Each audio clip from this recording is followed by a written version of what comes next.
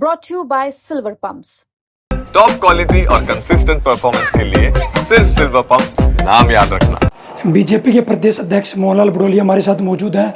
अध्यक्ष जी, ईडी ने जिस तरह से चार्जशीट दायर की है सोनिया गांधी और राहुल गांधी के खिलाफ, उसके बाद कांग्रेस के नेता लगातार हल्ला बोल कर रहे हैं, उनमें आक्रोश दिखा जा रहा है।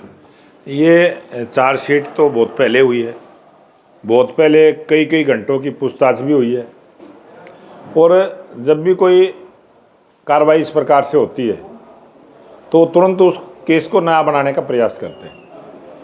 ये पहले भी इस प्रकार से कार्रवाई हुई है और जो एक बहुत बड़ा घोटाला भी है, किस प्रकार से एक कंपनी का नाम बदलकर, जो कंपनी आज़ादी से पहले बनी, AJL कंपनी, AJL को यंग इंडिया कंपनी को किस प्रकार से ट्रांसफ़र किया और AJL किस मकसद के लिए बनाई गई, जो 3 अखबारों का प्रकाशन अंग्रेजी, हिंदी और उर्दू में होता था, जिस काम के लिए वो बिल्डिंग अलाट हुई, जिस काम के लिए वो सारी प्रॉपर्टी सरकार की सहायता से अलाट हुई, इसमें बहुत बड़ा घालमेल है। और वो पूरी बात जनता के बीच में जाए। और ईडी एक स्वतंत्र एजेंसी है जो निष्पक्ष जांच करती है। किसी भी प्रकार की कोई टैक्स की चोरी करेगा तो ईडी उसकी जांच करेगी। ये इसी प्रकार की टैक्स से जुड़ा हुआ मामला भी है। एक प्रॉपर्टी का किस प्रकार से गलत तरीके से ट्रांसफ़र हुआ, वो मामला भी है। इसमें कई प्रकार की बातें हैं, वो जांच चल रही है और वो न्यायालय के अधीन भी ये केस गया है। न्यायालय की भी उस पर सारी चीज़ें प्रक्रिया आएगी और कांग्रेस पार्टी इसको एक राजनीतिक रूप देने का प्रयास में है। राहुल गांधी और सोनिया गांधी से ईडी ने कई बार पूछताछ की, घंटों की पूछताछ पहले कर चुकी है। वो कई बार जो घंटों से पूछताछ की है, उस पूछताछ के बाद जो केस में बनता है वही न्यायालय में गया है और जो न्यायालय में गया है उसी के खिलाफ ये बोल रहे हैं। राहुल गांधी या कांग्रेस के नेता कह रहे हैं कि एजेंसियों का दुरुपयोग किया जाता है बीजेपी के द्वारा। जब भी कोई भी एजेंसी, कोई भी डिपार्टमेंट अगर कोई बिजली की चोरी करता है तो बिजली का जो विभाग है वो उस पर कार्रवाई करेगा, लेकिन आरोप लगाएंगे कि सरकार कर रही है। कोई टैक्स से जुड़ा हुआ मामला है तो ईडी उसकी जांच करेगी। ईडी जब कार्रवाई करते हैं तो कहते हैं सरकार हस्तक्षेप कर रही है। तो ये इस प्रकार की प्रक्रिया चलती रहती है और ये कांग्रेस पार्टी का एक आदत बन गई है, स्वभाव बन गया है। अपनी बात को जहाँ उन्होंने कहना चाहिए वहाँ अपनी बात को रखे, अपना पक्ष को रखे और जो जिस प्रकार से कोर्ट में केस है, कोर्ट उसका फैसला करेगा और जो कोर्ट फैसला करेगा वो सबको मान्य होगा। रॉबर्ट वाड्रा कांग्रेस के नेता, उनसे भी पूछताछ कल ईडी ने की है। देखो, रॉबर्ट वाड्रा के दवा से पहले भी पूछताछ हुई है। कई प्रॉपर्टियों के उन पर आरोप हैं, इसी प्रकार के आरोप हैं। किस प्रकार से उन्होंने सस्ते रेट पर ज़मीन को लिया, किस तरीके से लिया, किस प्रकार से उसको बेचने का काम किया, तो वो सारी चीज़ें जांच के दायरे में हैं और वो भी गुड़गांव से जुड़ा हुआ मामला है।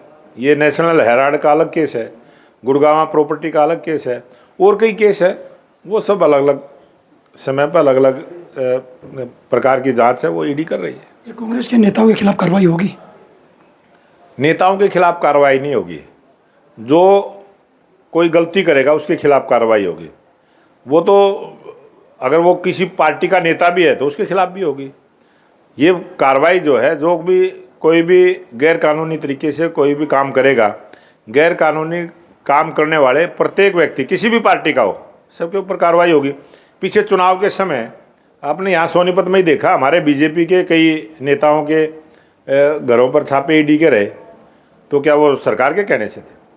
वो कहीं भी जांच के दायरे में कोई भी आता है, वो किसी भी पार्टी से संबंध रखता है, उसी पर ईडी अपना काम करते हैं। अध्यक्ष जी, पश्चिम बंगाल में जिस तरह की हिंसक घटना सामने आई है, उसके बाद वहाँ के मुख्यमंत्री ने इमामों से की एक बैठक बुलाई बातचीत के लिए। ये जिस प्रकार से ममता बनर्जी बंगाल के अंदर जो एक धर्म के लोगों को उकसाकर दूसरे धर्म के लोगों पर हमला करवाना, उनके घरों को जलवाना, उनका वहाँ से पलायन होना और बहुत गलत तरीके के साथ अमानवीय अत्याचार हिंदू धर्म के लोगों के ऊपर होना, ये बहुत ही शर्म का विषय है, चिंता का विषय है। और ममता बनर्जी जिस प्रकार से इतनी बड़ी कार्रवाई हिंदू समाज के ऊपर इस प्रकार का हमला होने के बाद भी उन्होंने हिंदू धर्म के लोगों के लिए मरहम लगाने के लिए शब्दों का भी प्रयोग नहीं किया, उल्टा इमामों की बैठक बुलाई है। किस प्रकार की वो बात कर रहे हैं, बहुत देश के लिए चिंता का विषय है। अध्यक्ष जी, हरियाणा प्रदेश में रणदीप सिंह सुरजेवाला या कुमारी शैलजा कांग्रेस के नेता लगातार कह रहे हैं कि जो 200 से ज़्यादा टीचर हरियाणा कौशल रोजगार के तहत हटाए गए हैं, उसके पीछे बीजेपी सरकार की क्या मंशा है, इस पर क्या प्रतिक्रिया? जो हरियाणा कौशल रोजगार के थ्रू लगाए थे वो भी तो बीजेपी की सरकार ने लगाए थे, वो कांग्रेस ने नहीं लगाए।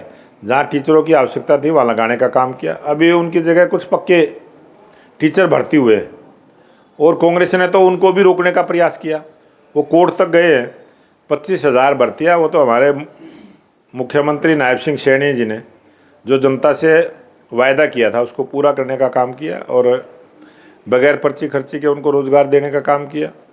आज जिनकी वो बात कांग्रेस के नेता कर रहे हैं, उनकी चिंता पहले भी हमने की है और आगे भी हम ही चिंता करेंगे। अध्यक्ष जी, लास्ट सवाल आपसे है, हरियाणा प्रदेश में बीजेपी अध्यक्ष बनना जाना है, उसको लेकर क्या मोहनलाल बुड़ोली दूसरी बात संगठन का भरोसा जता पाएगा? ये इस प्रकार के प्रश्न तो करने ही नहीं चाहिए, मेरे से तो करने ही नहीं चाहिए। मैं प्रदेश का अध्यक्ष हूँ। आप बड़े नेताओं से मिले हो? नहीं, मेरे से आप प्रश्न कर रहे हो। क्या किसी को पता है कौन क्या बनेगा? किसी को भी नहीं पता।